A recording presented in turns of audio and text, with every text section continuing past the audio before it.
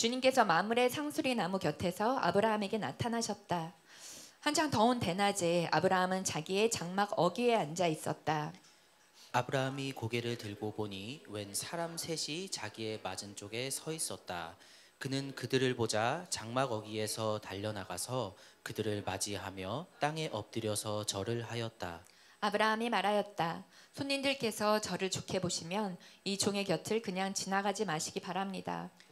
물을 좀 가져오라고 하셔서 발을 씻으시고 이 나무 아래에서 쉬시기 바랍니다.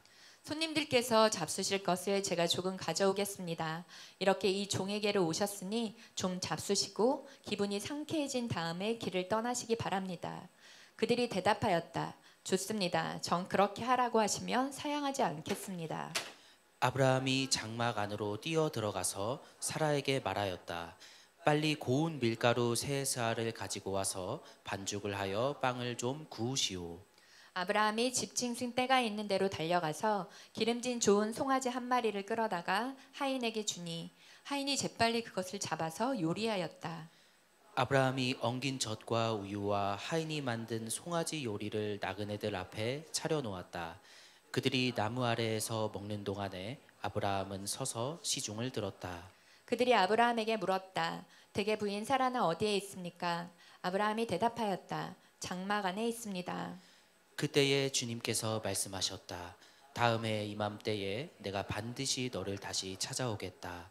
그때에 너의 아내 사라에게 아들이 있을 것이다. 사라는 아브라함이 등지고 서 있는 장막 어귀에서 이 말을 들었다. 아브라함과 사라는 이미 나이가 많은 노인들이고 사라는 월경마저 그쳐서 아이를 낳을 나이가 지난 사람이다. 그러므로 사라는 나는 기력이 다 쇠진하였고 나의 남편도 늙었는데 어찌 나에게 그런 즐거운 일이 있으랴 하고 속으로 웃으면서 중얼거렸다. 그때 주님께서 아브라함에게 말씀하셨다. 어찌하여 사라가 웃으면서 이 늙은 나이에 내가 어찌 아들을 낳으랴 하느냐. 나 주가 할 수 없는 일이 있느냐. 다음해 이맘때에 내가 다시 너를 찾아오겠다. 그때에 사라에게 아들이 있을 것이다. 함께 읽겠습니다. 사라는 두려워서 거짓말을 하였다. 저는 웃지 않았습니다. 그러나 주님께서 말씀하셨다. 아니다, 너는 웃었다. 아멘. 자, 오늘은 아브라함 시리즈 약속의 하나님 7번째 시간입니다. 오늘 제목은 불가능의 약속, 불가능의 약속이라는 제목으로 말씀 나누도록 하겠습니다. 창세기 18장은 오늘 본문 말씀은 이삭이 태어나기 전, 한 해 전 아브라함의 나이가 99세 때의 일입니다. 1절 말씀 같이 한번 다시 읽어볼까요? 1절 시작. 주님께서 마므레의 상수리 나무 곁에서 아브라함에게 나타나셨다. 한창 더운 대낮에 아브라함은 자기의 장막 어귀에 앉아 있었다. 아멘. 자, 아브라함에게 하나님이 나타나십니다. 이 말은 하나님 말씀의 임재를 뜻합니다. 한창 더운 대낮에 중동의 정오, 더워서 아무것도 하지 못합니다. 우리도 요즘에 더위 32도, 막 33도 갈 때 정오쯤 되면은 나가서 다니기 어렵잖아요.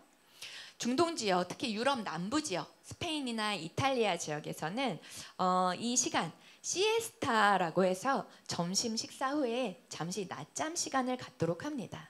낮잠을 잡니다. 하지만 이때 아브라함은 자지 않고 자기 장막 어귀에 걸터 앉아서 지금 쉬고 있습니다. 그때 낯선 사람 세 사람을 보게 됩니다.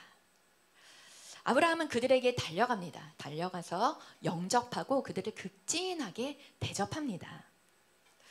이 시대의 나그네를 대접하는 일, 특히 음식이나 숙박으로 타인의 필요를 채워주는 것은 하나님께 순종하는 것, 하나님 말씀에 순종하는 것으로 여겼었을 때입니다. 또한 이 환대를 통해서 누군가 깊은 관계를 형성해 가기도 합니다. 특히 사막에서 유목 생활을 하는 이러한 베두인족들 사진 있을 텐데 한번 보여주시겠어요? 네, 이러한 사람들 베두인족입니다. 양과 낙타를 치면서 텐트 속에서 살아갑니다. 이들이 손님을 맞이하면서 식사를 하는 동안에 주인이 그 옆에 서서 시중을 듭니다. 그럴 정도까지 극진하게 대접을 하는 것이 이들의 풍습이었습니다. 세 분의 손님들에게 가장 좋은 것들을 내어드립니다. 밀가루 세스하면 한 22리터 정도 밀가루가 그 정도 되는 거예요. 그 정도로 빵을 굽고 반죽을 해서 만든 양, 꽤 많은 양이죠. 또한 가장 기름지고 좋아 보이는 고기, 송아지를 잡습니다. 잡아서 요리를 합니다. 그뿐이 아닙니다. 손님들의 발을 깨끗이 닦아줍니다. 이러한 아브라함은 극진한 대접, 극진한 환대를 베풉니다. 자크 데리다의 환대에 대하여라는 책을 보면요, 거기에 환대를 조건적인 환대와 무조건적인 환대로 구분을 합니다. 조건적인 환대는 환대를 베풀기 전에 그 결과와 보상을 고려하는 반면에, 무조건적인 환대는 어떠한 계산이 없이 타자를 그냥 받아들이는 것, 스스로가 주인인 동시에 손님으로 여기는 것, 이것을 무조건적인 환대라고 합니다. 창세기 24장에 보면요, 아브라함이 늙은 종에게 자신의 고향 하란 땅으로 가서 이삭의 아내가 될 여인을 데리고 오라고 분부를 합니다. 길을 떠난 종이 그곳의 우물가에 앉게 됩니다. 자신과 그리고 낙타들에게 물을 주겠다는 소녀가 그곳에 만약에 있다, 그렇다면 그녀가 바로 하나님께서 정하신 이삭의 아내로 알겠습니다 라고 기도를 올려드립니다. 이 기도가 끝나기가 무섭게 한 소녀가 우물가로 옵니다. 그리고 물 한 모금을 달라 소녀에게 얘기했더니 소녀가 말합니다. 창세기 24장 18절에서 20절입니다. 창세기 24장 18절에서 20절. 우리 같이 한번 읽어볼까요? 시작. 그렇게 하니 리브가가 할아버지 드십시오 하면서 급히 물동이를 내려 손에 받쳐들고서 그 노인에게 마시게 하였다. 소녀는 이렇게 물을 마시게 하고 나서 제가 물을 더 길어다가 낙타들에게도 실컷 마시게 하겠습니다 하고 말하면서 물동이에 남은 물을 곧 구유에 붓고 다시 우물로 달려가서 더 많은 물을 길어왔다. 그 처녀는 노인이 끌고 온 모든 낙타들에게 먹일 수 있을 만큼 물을 넉넉히 길어다 주었다. 자, 이러한 수고를 마다하지 않았던 이 소녀가 바로 나중에 이삭의 아내가 된 리브가입니다. 이렇듯이 누군가를 환대하고 기쁨으로 신속히 그리고 적극적으로 대접할 때 길이 열립니다. 축복과 기적이 생깁니다. 환대의 능력입니다. 히브리서 13장 2절 말씀을 제가 읽어드리겠습니다. 나그네를 대접하기를 소홀히 하지 마십시오.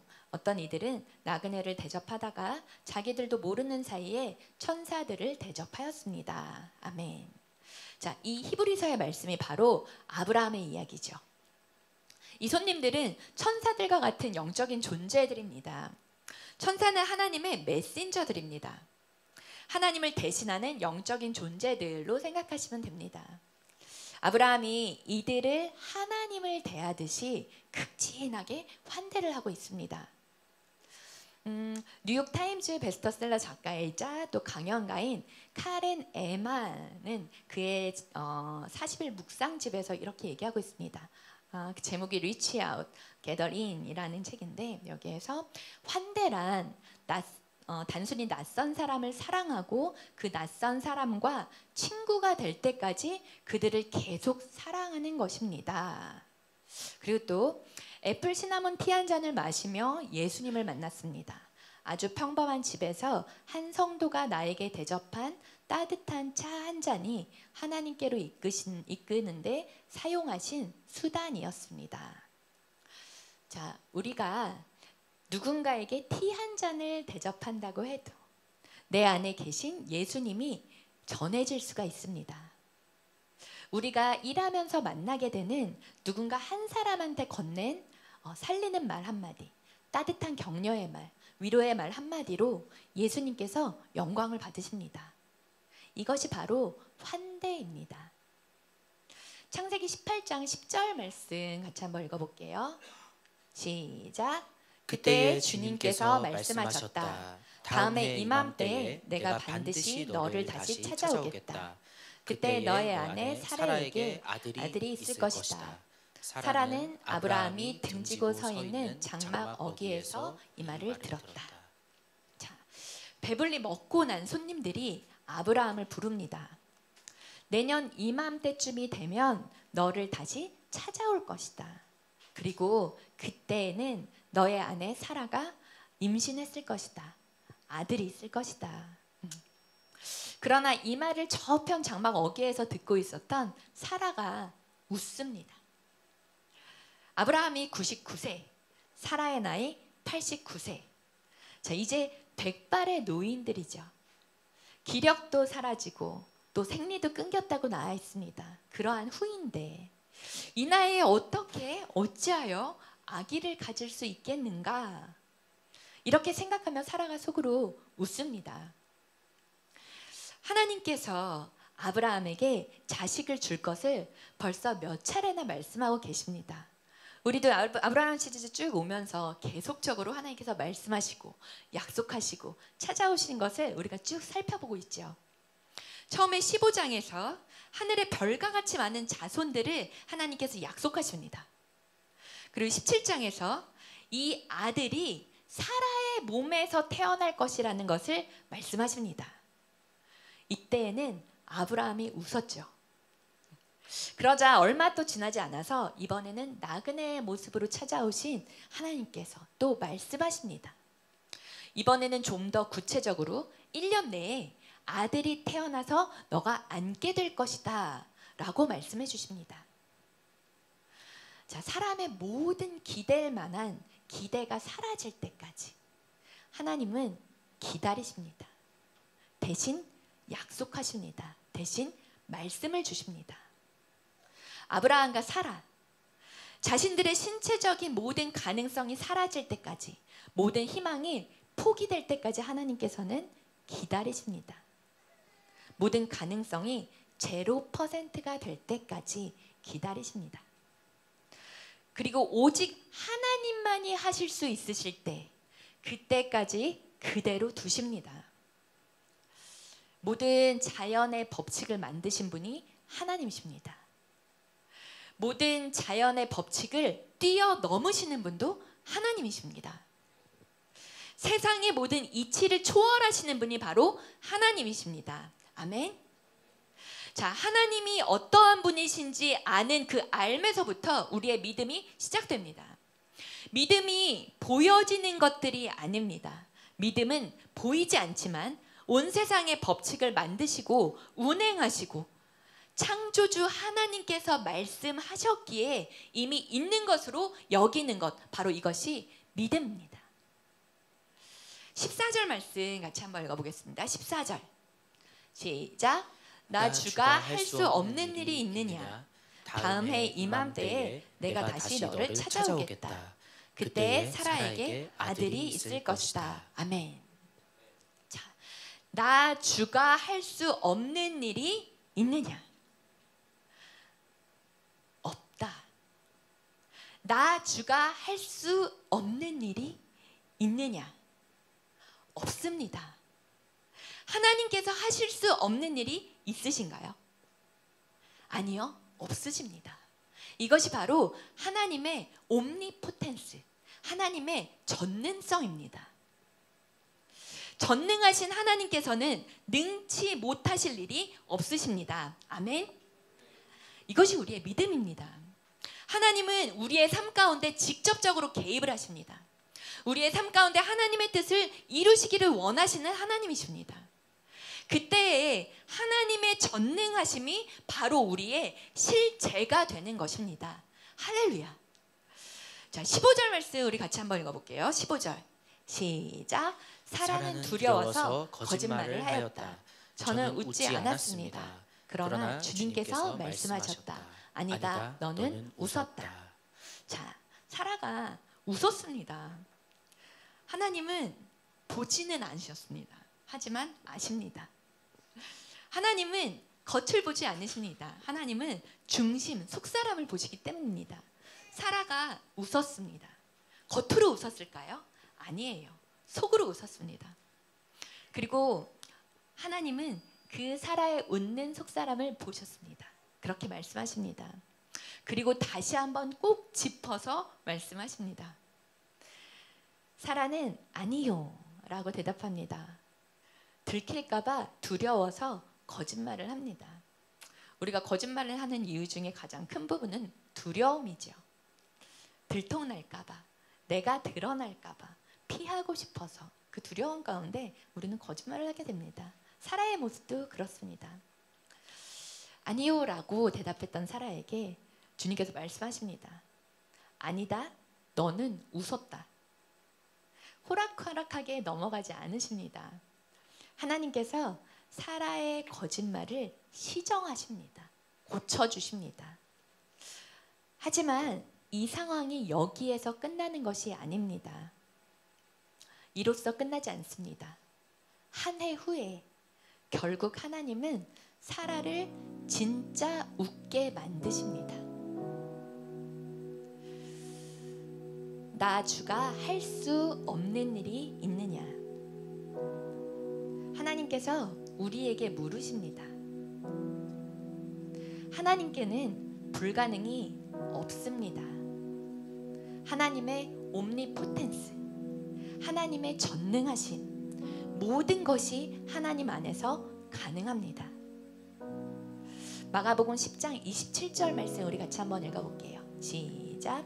예수께서 그들을 눈여겨보시고 말씀하셨다.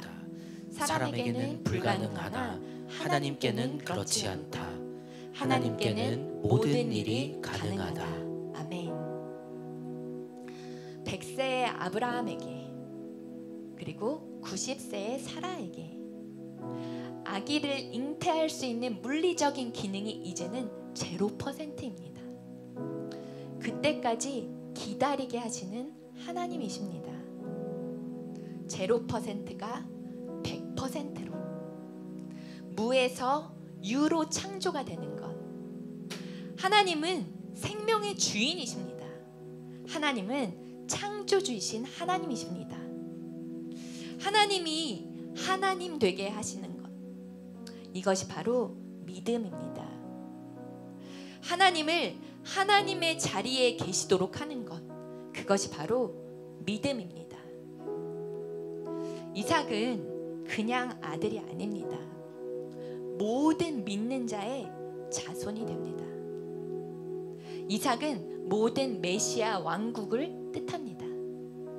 이 땅에 오신 예수 그리스도, 장차 오실 예수 그리스도, 우리의 구원자 되시는 예수 그리스도를 예표하는 것이 바로 이삭입니다. 하나님의 옴니포텐스, 하나님의 전능하심을 우리의 삶 가운데 고백하며 그리고 우리가 경험하는 그러한 능력 있는 우리 라홍 라이트하우스 홍대 되기를 주님의 이름으로 축복합니다. 아멘. 우리 함께 자리에서 일어나셔서 우리의 마음을 담은 고백, 우리 주 하나님 찬양하겠습니다.